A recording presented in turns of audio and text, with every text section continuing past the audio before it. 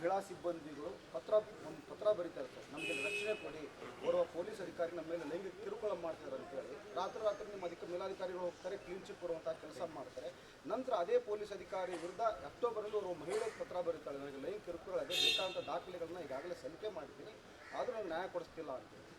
ಅದನ್ನು ನಾನು ಕಮಿಷನರ್ಗೆ ಮತ್ತು ಹಿರಿಯ ಅಧಿಕಾರಿಗಳಿಗೆ ಅವ್ರ ಹತ್ರ ವರದಿ ತಗೊಳ್ತೀನಿ. ಅದ್ರ ಬಗ್ಗೆ ಏನು ನಡೆದಿದೆ ಅಂತೇಳಿ ವಿಚಾರ ಮಾಡ್ತೇನೆ. ಒಂದು ವೇಳೆ ಅದು ಸತ್ಯ ಕಂಡು ಬಂದರೆ ಅವ್ರ ಮೇಲೆ ಕ್ರಮ ತಗೊಳ್ಳೋಣ.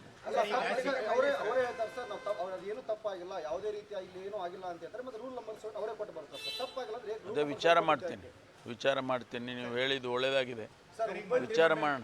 ಮಂತ್ರಿಮಂಡಲದಲ್ಲಿ ಸಮಂಜಸ ಇದೆ, ಎಲ್ಲರದ್ದು ಹೊಂದಾಣಿಕೆ ಸರಿ ಇದೆ. ಯಾಕಂದರೆ ಈ ಸಿಟಿ ವಿಷಯದಲ್ಲಿ ಕೆಲವೊಂದು ತನಗೆ ಗೊತ್ತಿಲ್ಲ ಅಂತ ತಾವು ಹೇಳ್ತೀರಿ, ಇನ್ನೊಂದು ಬೇರೆಯವರು ನಿಮ್ಮ ಇಲಾಖೆಯಲ್ಲಿ ಬೇರೆಯವರು ಹಸ್ತಕ್ಷೇಪ ಮಾಡ್ತಾ ಇದ್ದಾರೆ.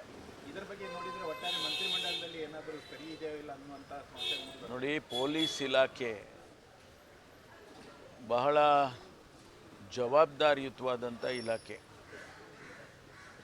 ಪೊಲೀಸ್ ಆದೇಶಗಳನ್ನು ನಡಿಬೇಕಾದ್ರೆ ಇಲ್ಲ ಮುಖ್ಯಮಂತ್ರಿಗಳ ಆದೇಶ ಮಾಡಬೇಕು, ಇಲ್ಲ ಗೃಹ ಸಚಿವರ ಆದೇಶ ಮಾಡಬೇಕು. ಬೇರೆ ಯಾರೇ ಆದೇಶ ಮಾಡಿದರೂ ನಮ್ಮ ಅಧಿಕಾರಿಗಳು ಯಾರೂ ಕೂಡ ಆ ಆದೇಶಗಳನ್ನು ಪಾಲಿಸೋದಕ್ಕೆ ಹೋಗೋದಿಲ್ಲ. ಸುಮ್ಮನೆ ಇವರು ಹೇಳ್ತಾರೆ, ಹಸ್ತಕ್ಷೇಪ ಮಾಡ್ತಾರೆ. ಈಗ ಜೋಶಿ ಅವರು ಹೇಳಿದ್ದಾರೆ, ಅಸಮರ್ಥ ಗೃಹ ಸಚಿವರು ಅಂತೇಳಿ. ಈ ರೀತಿ ಎಲ್ಲ ಹೇಳಿಕೆಗಳನ್ನ ಕೇಳ್ಕೊಂಡು ನಾವು ಇಲಾಖೆಗಳು ನಡೆಸೋದಿಲ್ಲ. ಕಾನೂನಿದೆ, ಆ ಕಾನೂನಿನ ಚೌಕಟ್ಟಿನಲ್ಲಿ ನಾವೇನು ನಡೆಸಬೇಕು ಅದನ್ನು ನಡೆಸ್ತೇವೆ. ಯಾವ ಅಸಮರ್ಥತೆ ಇದರಲ್ಲಿ ಯಾವುದೂ ಕಾಣೋದಿಲ್ಲ. ಸರ್, ಹುಬ್ಬಳ್ಳಿ ಧಾರವಾಡ ಹೊಸ ಕಮಿಷನರ್ ಬಂದ ಮೇಲೆ ಸಾಕಷ್ಟು ನಿರೀಕ್ಷೆಗಳನ್ನು ಇಟ್ಕೊಂಡು ಅವೆಲ್ಲವೂ ವಿಷಯ ಆಗಿವೆ.